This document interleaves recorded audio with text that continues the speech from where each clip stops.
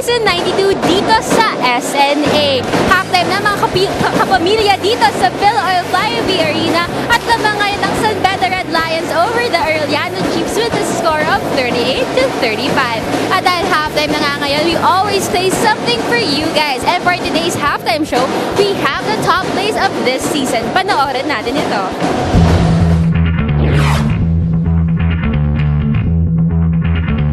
Narito na ang top 10 plays sa huling dalawang game dates ng NCAA Season 92. Simulan natin sa number 10. Tugma ang tandem mula sa Mapua na sina CJ Isit at JR Flores sa kanilang textbook alley-oop play. A good lob. However, wala kay CJ Isit at JR Flores. That's gonna be happening the whole game. Yung attention lahat kay Raime, yung mga teammates niya. Sa number 9. Linigpit ni Prince Eze ang mintis na fast break sa pamamagitan ng kanyang two-handed putback dunk. Maganda ang pasimula ng second quarter ng Altas. Just like that, perpetual help with a run, cutting this deficit. At number 8, hilo ang depensa sa behind-the-back crossover ni Paulo Contejos bago tumikada ng isang pull-up 3 in transition. Yan ang sinasabi natin. Yung mga simpleng 2-pointer ni Paulo Contejos, minsan nagiging 25 yan. Kita mo naman yun. Para naman sa number 7, nagpakitang gilas ang rising center ng Red Lions, Ben Adamos. What a start! Nakaligtaan ng depensa dito ng Arellano Chiefs and they were dumbfounded, to see with that inbound. Here at number 6, the Altas big man says not in my house. Isang monster rejection mula kay Prince Eze kontra sa Mapua Cardinals. Yung Eze, hindi mo yung expect. Sa number 5, rumatsyada ang Letran Knight sa fast break at nahanap ni JP Calvo ang tumatakbong si Jeric Balanza sa kanyang behind-the-back pass. Begins for the next great big man para sa mga Letranista. Sa number 4, hindi napigilan ng depensa si Giovanni Halalon sa poste. The bus driver with a fadeaway. Faking the pass, fadeaway. Giovanni Halalon finally getting on the board. Finally, he had to plead for his shot and literally Giovanni Halalon is bleeding. Party natamaan siya doon on that sequence. But the first basket... Para naman sa number 3, namayagpag sa fast break si Ranch Tonko at nahanap ang kapwa Red Lion with a beautiful behind-the-back pass. Giovanni Halalon, bounce pass. Nothing there para kay Salado. No. Sa number 2, isang big-time play mula kay Franz Pasamante, a spin move to the finish for the Blazers' first victory of the season. And he extends this lead back up to 3 or up to 3. Pero sinasabi ni Fon Saavedra and of course, former point guard. At para sa ating number 1 play, hindi bumigay ang koponan ng EAC Generals nang makascore sila ng 5 points sa huling 10 segundo ng 4th quarter para dalhin ang laban sa overtime. Hamadu Lamino for the tie! And we are tied! 82 all! Unbelievable! Wow! EAC shocks the Knights here.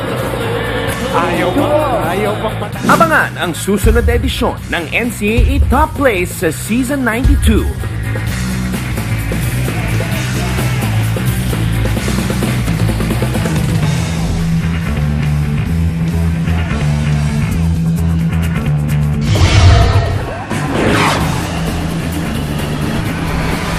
There you have it guys, nakita nyo ang aming top plays of the season so far. So anong masasabi nyo naman? Pwede nyo kaming itag sa aming mga social media handles sa makikita nyo sa inyong mga TV screen. At habang online na din kayo, pwede nyo sagutin ang aming question of the week. Sinong sa tingin nyo ang magiging MVP? Huwag nyo kalimutan gamitin ang aming hashtag NCAA Season 92. At magbabalik po tayo with the halftime stats and analysis.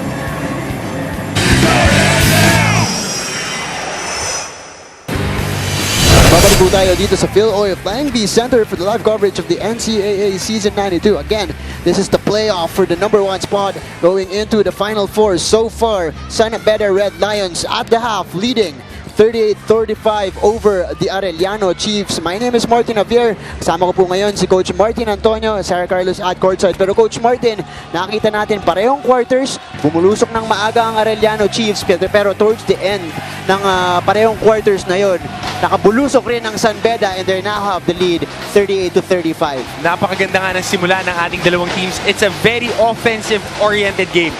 Napakataas ng scoring, bandang dulo na mayagpag ang San Beda Red Lions, care of AC Soberano na nag-step up ng maganda nung binalik siya nung second quarter. Makikita natin, field goals, mas maraming shot attempts ang Arellano Chiefs, 46, 33 lang para sa San Beda Red Lions, 39%. Mas maganda pa nga ang porsyento ng Arellano Chiefs. But again, 3-point field goal shooting. AC Soberano, nakatatlo yan ng first half natin. Isa lang ang naibuslo netong Arellano Chiefs. Makikita mong start difference, perimeter scoring, 16 na puntos para sa San Beda Red Lions, 7 puntos lang para sa Arellano Chiefs. Pero sila naman ang namayagpag sa loob, 22 puntos kontra sa 14 lang para dito sa San Beda Red Lions. And po, those are the reasons why the San Beda Red Lions are in the lead right now. Pero tingnan muna natin ang leading scorers ng ating laro. Nabanggit mo kanina, AC Soberano, catching fire here in this game. He's leading his team with 13 points. Dan Sara naman, 7 points ang kanyang naitala. Pero he went down with an injury. Titignan natin kung makakabalik siya dito sa ating laro. Mocon also with 4 points para sa Arellano. Halalon with 10 points leading their team in this particular game. Gumaru with 6 points. And Michael Cañete also with 6 markers as well. We are entering the second half of this game. Again, this is the playoff for the #1 spot going into the Final Four in Season 92. As you guys can see, a full house at the Phil Oil Flying V Center. The crowd is electric. Halo-halo na yan. Mga estudyante, alumni, mga junior high, senior high, college students, team bahay, team online, lahat. Pati TFC subscribers natin, nandiyan dyan. At syempre, Coach Martin, this could well be a preview of our matchup, or finals matchup rather, when this is all said and done. Dahil nga sila ang dalawang pinakamalalakas na kumangan going into or after the elimination round. Eto, papasok na po tayo ng third quarter of this game. San Beda leading right now, 38-35. Early foul for Arellano that puts William Navarro at the free throw line. Wala pang 10 segundo ang lumilipas ng ating ikatlong yugto. Isang foul agad. Pero mintis naman para kay Navarro ang parehong free throws. Here comes Arellano, gustong bumawi. Traveling tinawag dito kay the bus driver. Oo, nag-landing na yung pa niya doon sa jump pass na yun. Ang ganda pa naman sana ng backdoor dito ni I think it was Craniel Viloria who did that backdoor play. As you guys can see, Coach Jellico Deniera on your screens. He was also the coach when they faced San Beda in Season 90. So he would definitely want to beat this team this time around. Bollick out the way for the easy layup, Robert Bollick. Robert Bolling again gashing the defense and having that aggression to attack, get to the heart of the defense and get the basket. Here's Flores, turns the ball over. Navarro with a steal. San Beda tumatakbo, Robert Bolling will slow it down for the Red Lions against Giovanni Halalon. Bolling dire-diretso ulit, but this time he misses. Halalon move the ball around. No good on the three-point attempt. Holds with the offensive board. Flores underneath, no good. Halalon offensive board again. Here comes Arellano. Too strong. So far, makakuha sila ng isang loose ball foul doon. Mukhang tinulak si Lervin Flores sa ilalim nito ni JV Mo. Pero mananatili ang bola dito sa Arellano Chiefs. Here's Craniel Viloria. Balik kay Viloria ang bola. He takes the three. That's strong. San Beda with a rebound. They have a 5-point lead right now. 40-35. Navarro puts it on the floor. Here's Adamos inside. And he scores. Oh, pretty footwork by the big man, Ben Adamos. Reminiscent of their assistant coach, Clayford Arrow, when he was still playing in college and in high school. Moves ni Clayford Arrow. Very visible dito kay Benedict Adamos. Pero sa kabila, bumawi si Dervin Flores. That is our head-to-head matchup for this game. Still a 5-point lead for the Red Lions with 2 minutes passing by here in the third. Balik! Another layup for him! Great crossover on the top of the key, protecting the ball with his shoulders, getting a basket over Lervin Flores. Etong si Robert Bolick. Halalon against a bigger Navarro. Halalon putting on the moves. Oh! But JV Morgan is right there. Nakaabang na. Oh, there were 3 guys covering itong penetration ni Gio Halalon. Directa Quetzalado, Zach Nichols, and Julius Cadavis. Julius Cadavis. As you guys can see, the highlights of the 2 big men. Quetzalado announcing his return with an attack and a looping floater. Here comes San Beda. Robert Bolick with the basketball against the bus driver. Gets the screen from Adamos. Bolick, derecho, left for another layup for him. That is his third in this period. Oh, ito yung flexibility ng lineup ni Coach Jamaica Haril. Again, using Ben Adamos as a screener, spread offense, William Navarro playing that 3-4 role. He could play from the outside and he gets more space for their penetrators. Robert Bolick really capitalizing on those attacks. Samantala, ito si Halalon. They get the ball back. Holtz inside. He draws a foul. That will be against Robert Bolick. Oo, at magandang atake. Converting that turnover into a basket. Ito makikita natin ang ganda ng atake sa gitna. Ito ni Quetzalado, pero 4 na tao pa rin yung nakapalibot sa kanya. It's a hard shot. You would take that made basket, pero you could get better shots. Pero kita mo yung depensa ng San Beda Red Lions early in this third quarter, clicking for them. Deontay Holtz now at the free throw line. He makes the first. 8-4 run to start off this period for the San Beda Red Lions. Holtz, hindi man masyadong nakakapuntos, pero bumabawi siya dito sa rebounding for Arellano. Walang rebound na nga dyan si John C. Holtz. Noah also in the game for San Beda. Nabangan siya ng bola ngayon. Noah coast to coast! Oh, talking about bull in a China shop. Noah going coast to coast and no foul there. Great defense by John C. Holtz. So the referees really letting them play here in this game. I can't stress it enough. You gotta commend our technical staff and our committee. Talagang they're letting the big boys play. Pero right there, that was an obvious foul by Julius Cadavis. Tackling si Arnold Noah. But good signs for the San Beda Red Lions because Dan Sara, their captain, is back on the floor. So pinagpag lang ni Dan Sara yung kanyang na-sustain na injury kanina. Noah inside, no good. He gets it back. Bolick. Handoff. And a foul inside. That will be against Julius Cadavis.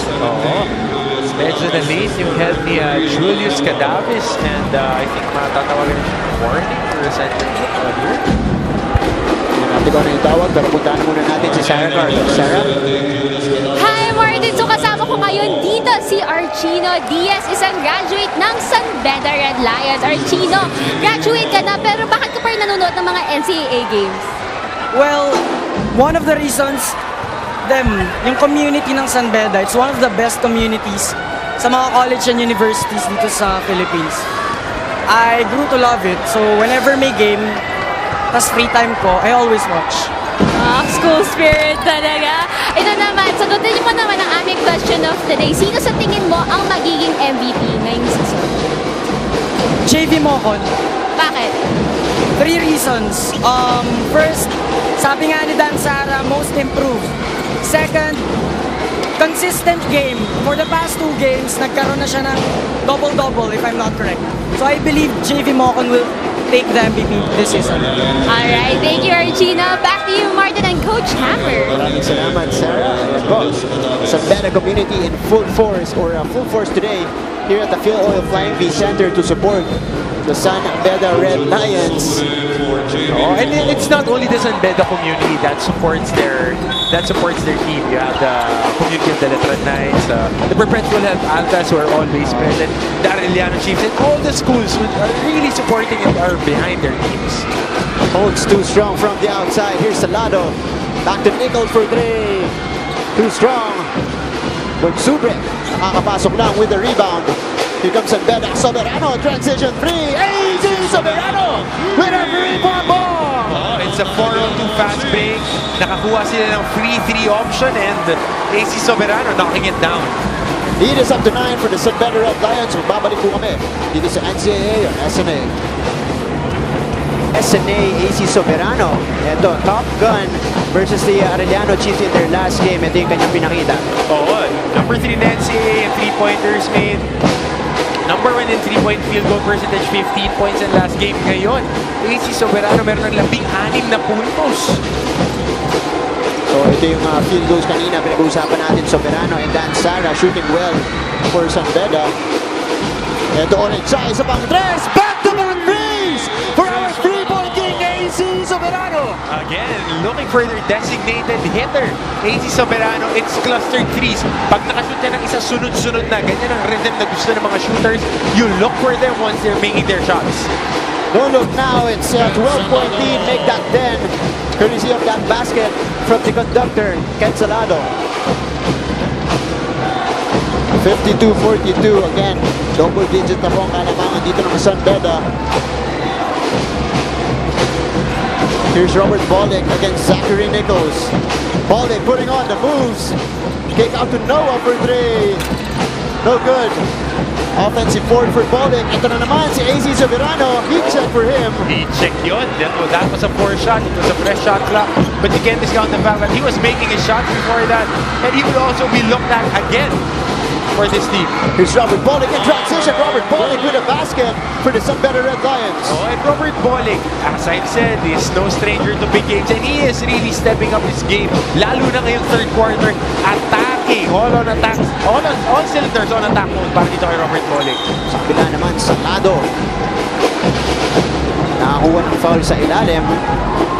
Ito yung transition 3 para kay AC Soberano. Looking for that rhythm 3 as long as he gets that 1-2 step.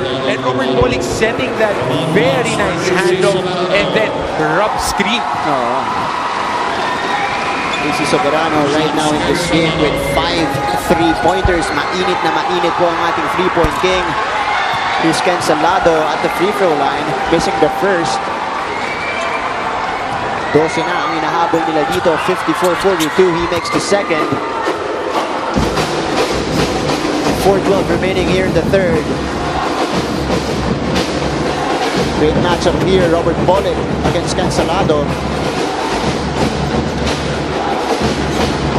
Ito namang si Jen Salazar. Galing ni AC Soberano. Ito, ramdam niya yung hot shooting ng ating 3-point king so far. Si Eman Palat naman, ang MVP daw niya, si Giovanni Halado, and wala nang iba.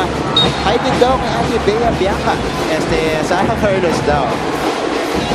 Lakas? Mas naman ni Sarah. Wala tayong masabi dyan. Iba eh. As we see Gio Halalo riding the pine right now, getting some rest. And babalik pa yan yung game natin. Bonsubre. Bigay kay Sara. He will set the table for the Red Lions. Sara giving it to Bonsubre. Puts it on the floor. Bonsubre, no good. Here comes Arellano. Aguilar or Mecca rather. Salado. Kick out to Mecca. Balik kay Salado. Against Robert Bolek. 10 on the shot clock. Salado with a nice spin. Move back outside to Deontay Holds. Too strong. Flores offensive board. And he scores the reverse. Scoring that reverse is an understatement. He muscled that basket para dito ay Lervin Flores. That leads to another timeout on the floor. Mababalik po kami sa laban ng San Beda Red Lions and Arellano Chiefs. Ako ngayon ng Arellano Chiefs at oras na para maging happy! Woo! Happy Bean! Thank you. Yan po ang ating happy time dito sa NCAA. At ito, wala nang mas happy pa dito sa multi-titled coaching staff ng Red Battlers ng San Beda. Si Coach Kurt, si Coach Igon, si Coach Zorin. Lakas yan. At ito, the Phenom is in the building. The Phenom is here. Oo. Mr. Kiefer Abena. At si Chang Abi nandito. Oo, Jack Abby. Siyempre, support. Support. But back in action here. Turnover mula sa San Beda. Here's Arellano. Salado for 3. That's no good. Rebound Robert Pollock. Oh, but another turnover for them. Here's Cañete for 3. No good. Arellano really struggling from the outside right now. Here's Salado with a nice spin. Salado with a 2 points. Putting the spin cycle. Put that on wax. Ganda nung galaw na yun ni Ken Salado, attacking the defense. But again, napakahirap kumuha ng puntos para dito sa Arellano Chiefs. Linampan sila ng depensa ng San Beda Red Lions. Pinasisikip ang ilalim. The lead is down to 7 for San Beda. Another foul on the floor. That will be against Michael Cañete. Oo, on that jump switch. Medyo naipit siya. Ito, tignan mo yung galaw na to. There were 2 defenders splitting it on the middle. Pero nandun pa rin, napakahirap na tira. But you gotta commend itong si Ken Salado for making that floater. San Beda making Arellano work for their points here in this game. Noah, back short, offensive rebound for him. But he loses the ball, Dansara gets it. 11 seconds on the shot clock. Devon Bott for 3, short. Flores with a rebound.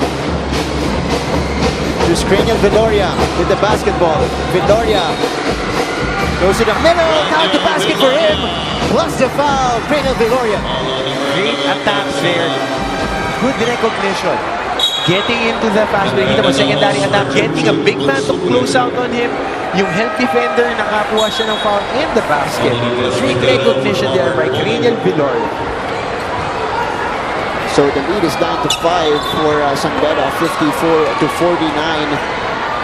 Viloria with a bonus free throw right here. At nanonood yung aking mga kabatch sa San Beda. Magkuya si Mark, si Jay Nicart, na kaibigan natin sa San Beda. AC Soberano reminds him so much of a younger Bulanete daw. Naging teammate ko din for years. Garbo is bigger and stronger. He is more of a slasher, but AC Soberano is a technical shooter. Kumbaga sa baseball, David Ortiz yan. Ipapasok yan para home run lang eh. Ito nga, ipapakita nila siya dito sa ating laro as we take a look at the action underneath Noah and Enriquez. I think that was a foul on Noah. The third quarter field goals. Again, mas maraming shot attempts itong Arellano Chiefs, but the San Beda Red Lions converting 50% of their shots. Here's Alan Enriquez at the free throw line. Badly needed to score for the Arellano Chiefs. Misses the first. Again, this is the 3rd straight year that we are having this battle or this playoff game for the #1 spot. Talking about parity when it comes to league games. Here we go, San Beda with the ball, Dansara. Ito 3-point field goals ha. Isa pa lang out of 21 ang Arellano Chiefs, pero ang San Beda Red Lions 6 na. Of course, that is not hindi dyan nag-excel ang Arellano. Of course, they're only 6 in 3-point field goal percentage here in the season. Great job to know the numbers, partner. Kaya, well, it's very apparent in this game that they're struggling in that category, but they're scoring in other ways. Nakita natin they are #1 in points in the paint. Tulad ng pinakita na yun ni Alan Enriquez. Almost 42 a game, but Arnon Noah showing emotion and a little bit of that move. Noah is pumped up. Oh, and he is always pumped up. Look at this move. Great pass there by Dan Sara to Arellano, and just hitting his chest and showing emotion. That man. That while staring down Alan Enriquez. Oh. But the shot for the continuation. He misses the free throw. Still a 5-point lead for the Red Lions. Under a minute to go here in the third quarter. Aguilar also in the ball game for Coach Jerry Cordillera. Brad Mecca to Viloria. Viloria. Kick out to Aguilar for three. Aguilar drills that three-pointer. Speaking of a three-pointer, that's the second three of the game. Para din sa Arellano Chiefs, Aguilar scoring that. Kailangan nila yun. But on the other end, Sara sumagot naman with that floater. Oh, and the San Beda Lions really have an answer every time the Arellano Chiefs are starting to have momentum. Here's Arellano, Aguilar to Viloria. Viloria attacking. Viloria with a basket! Plus the foul for him. Great body control. Second time that Creighton Viloria attacks the middle of the paint, gets a foul, and scores a basket. Great sweep. 1-2 move, taking the contact again from Dan Sara, having the presence of mind to shoot it, and the body control to make that shot. And more importantly, Coach Martin, that gives them momentum going into the fourth quarter because we are down to our last second here in the third. That marks the end of the third quarter. Back and forth action. Pero lamang pa rin dito ang San Beda Lions 60-59, Coach. Oh, and the referee's letting the players play. Ito, Robert Bolly, maganda ang inalaro nitong third quarter, attacking the defense and getting those baskets in the lane. Lervin Flores giving a good account of himself, bustling every basket. But what about AC Soberano? Hitting all those three-pointers and great hockey passes by the San Beda Lions. AC Soberano, nabanggit mo, waxing out so far with 19 points for the San Beda Red Lions. Sa kabila naman, it's Ken Salado who's leading them with 11 points. Halado, the bus driver, only with 10 points, did not score also in that third quarter. So titignan natin kung makukuha niya ang rhythm dito sa ating laro. Mababalik po kami for the fourth quarter of this playoff game.